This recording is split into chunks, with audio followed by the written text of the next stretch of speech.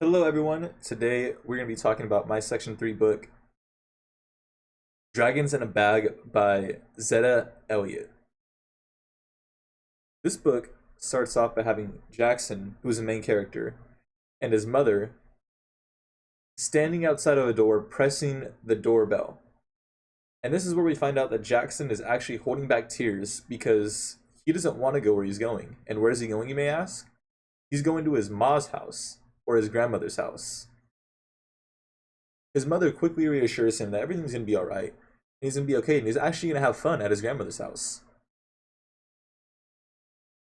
After she reassures him again, she presses the doorbell once again, but this time they hear something on the other side of the door. They hear some rustling, and they even hear some curse words. The mother quickly tries to take his attention away from that and tells him everything's going to be okay, you're going to have fun, you're going to love it. After this, we find out that Jackson has never really met his grandmother. He actually never even knew he had a grandmother living in Brooklyn. He says that sometimes his mom tries to hide things from him, but he knows what she's hiding from him. For example, he finds out that his landlord is actually trying to evict him and his mother has been hiding it from him by taking off all the eviction notices that gets put on the door. And this is actually the reason why Jackson is going to his grandmother's house, because his mom is going to court for the eviction notice. Shortly after we find this, the grandmother starts to get to the door, and we can hear the door getting unlocked. We hear 1, 2, 3. 3 different locks in total get unlocked. However, there's still a chain lock on the door. And after you hear all the doors, and after we hear all the locks getting unlocked, the door slightly opens, and then we hear the grandmother say, "What do you want?" in like a mean tone.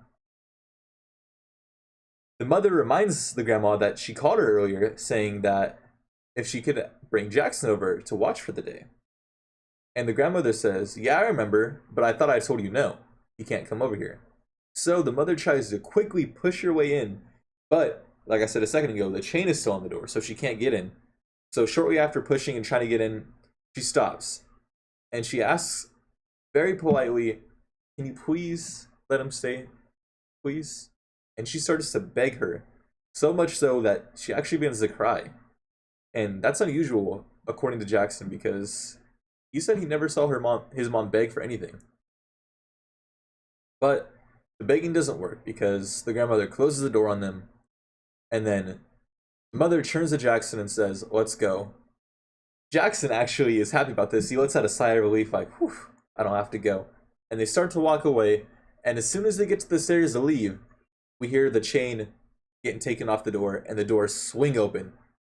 And the grandmother says, one day," and tells the mom, "You have 1 day. This is the only day that he's able to come." After getting settled into the apartment for a little bit, his grandmother asks Jackson if he's hungry and begins to make him a sandwich. Jackson notices that there is a strange looking package on the kitchen table. He says it looks like it just came in the mail, and it's about half the size of a shoebox with a lot of colorful stamps around his grandmother's address. Jackson begins to examine the box and asks his grandmother where he got the box from. His grandmother responds, "Oh, it was from a friend in Madagascar." She asks him then if he knows anything about Madagascar. Jackson, surprisingly, knows a lot about Madagascar because his specialty is geography, and he starts naming a bunch of facts off about Madagascar. One of the facts that he names off is that there's actually a lot of unique animals that lives in Madagascar. And his grandmother kind of scoffs and says, "Huh, ain't that the truth?" And so his grandmother finishes making the sandwich for him. Ain't that the truth? And then while his grandmother is continuing to make the sandwich, she's finishing up the sandwich at this point. He notices as he's looking at the box that it looks like the box jumps. And he pretends not to notice this, as not to trigger anything off in his grandma. But after this, his grandma turns around and brings him the sandwich. And they start eating the sandwich. And she says, "You should go get a beer to wash down that sandwich." And Jackson thinks to himself, "I'm only 9. I can't drink beer." But he doesn't argue with her, and he goes to the fridge to hopefully grab something to drink that's not beer. In the fridge, there was only a head of cabbage and a 6-pack of root beer. As Jackson is gonna grab the root beer. He asks his grandma if she wants one. She says yes. Once Jackson turned around, though, he noticed that the box is no longer on the kitchen table. It's on the counter. He thinks to himself, he never heard his grandma move. How did the box get there? But he doesn't pay it too much attention and goes back and sits down and starts eating the rest of his sandwich and drinking his root beer. Jackson again notices the box move a little. He says he swears the box is moving a little bit. After this, after he notices the box moves, it seems like the grandma kind of notices it too and says, I have to make a phone call, so once you're done eating, go into the living room and find a book and read your book, and I'm going to make my phone call. Do you understand? And he goes, yes, ma'am. And the grandmother goes, don't call me ma'am, it's getting on my nerves. And kind of awkwardly and slowly he goes, yes, grandma. And the grandma was shocked. And he goes, boy, I'm not your grandma, don't call me that. And he goes, you're not my grandma. He's kind of thinking, my mom left me with a stranger? But he goes, well, what do you want me to call me then? And she goes, well, what everyone else calls me, Ma. After this, the grandmother leaves the kitchen to go make a phone call. Then Jackson hears some scratching at the window. He doesn't really know what it is, but he's kind of scared. And he goes over to the window, and he lifts up a small corner of the blinds, and he sees a little squirrel there. And he thinks, oh, it's just a harmless little squirrel. And the squirrel is still trying to get in the window. And Jackson says, do you want in? And the squirrel stops and shakes his head yes. So he lifts up the window and the squirrel comes in. And as soon as the squirrel comes in, it goes right to the box. And the squirrel looks like it's going to pick up the box. But instead of picking up the box, he puts his ear to the box and listens. And then suddenly the squirrel starts making a lot of noise, like a lot of squeaking, and then grabs this. And then it goes to the sandwich that they were eating. And Jackson says, oh, you can have the sandwich, squirrel, if you want it. But surprisingly, the squirrel doesn't eat it. The squirrel takes the sandwich to the box and puts it on top of the box. After a couple seconds later, we can hear the box make a loud noise and jump. And the box jumps, and the sandwich falls to the ground. Then the sandwich falls to the ground, and Jackson goes to pick up the sandwich. Once Jackson goes to pick up the sandwich, the squirrel bolts on top of the fridge. And on top of the fridge, there's this metal bread box. And the squirrel pushes this bread box away to get to this cupboard. And once the bread box is out of the way, the squirrel tries to open the cupboard. But the cupboard doesn't come open. And Jackson watches the squirrel as he's trying to get this cupboard open. And the squirrel stops and starts squeaking to Jackson as like a sign of like, come and help me. Jackson says, okay, stop, like screaming, I'll go and help you. And he gets a chair and lifts it up so there's no noise, sets it in front of the fridge and climbs on top. And as soon as he gets his feet off the ground, Ma comes back in. And she goes, what's going on here?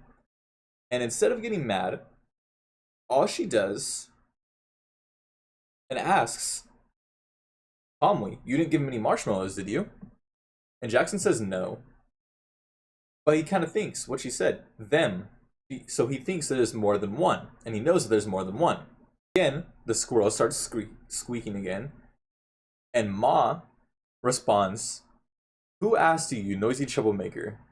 And then Ma reaches out for the cane that's behind the door, right by him, and she raises the cane, swings, and hits the metal bread box right by the squirrel. And the squirrel moves out of the way again. And then she raises the bread box, or her cane again, and swings it down again. And this time, she hits the box. And both the squirrel and Jackson gasp in awe. And then she goes to raise the cane again, and the squirrel stops and slowly backs away and starts squeaking again. And then she says, don't tell me how to handle my business. I may be old, but I'm not draft. And then the squirrel stops.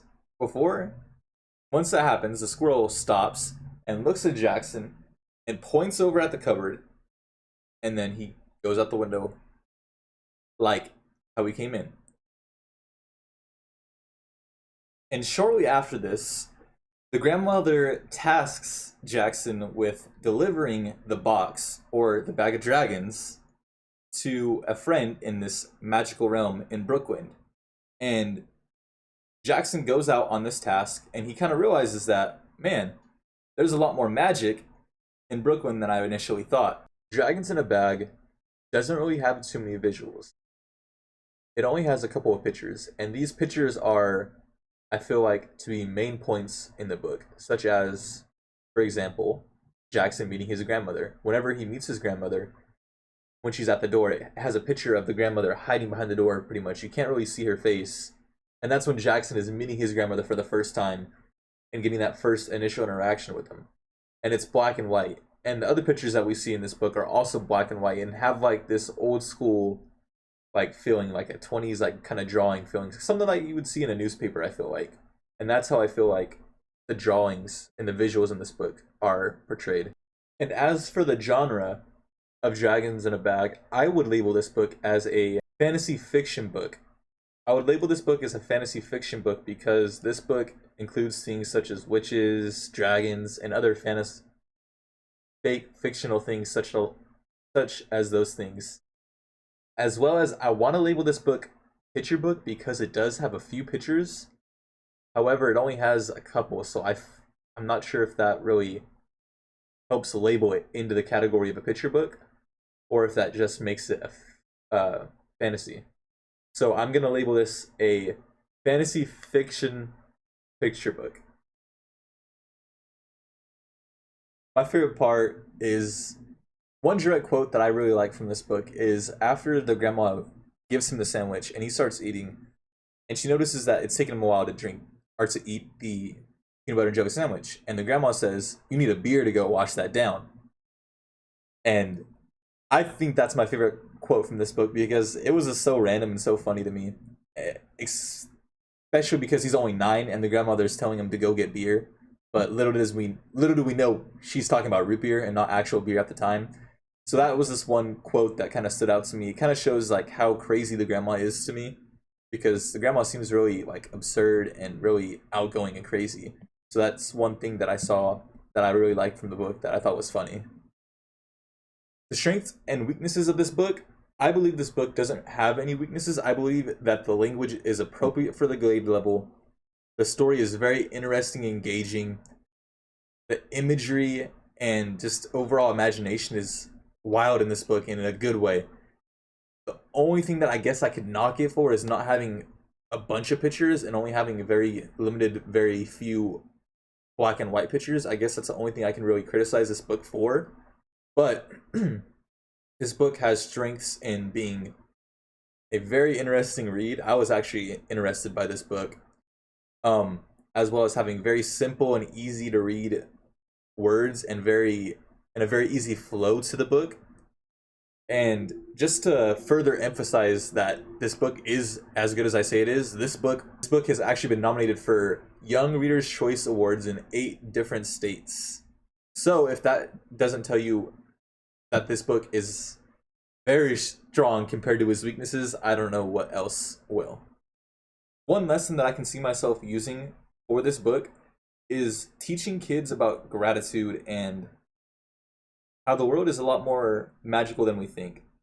Like I said already, once Jackson goes on this task of delivering this box of dragons to the magical world in Brooklyn, he kind of realizes how the world is very magical, and I would want my kids to kind of have that same gratitude too. So I would like my kids, after reading this book, to find something in their lives that they think is magical and something that they're grateful that is magical. So they can choose anything that they think is magical that they really appreciate in life. So it could be a phone because they don't understand how a phone works. So a phone could be magical in their eyes.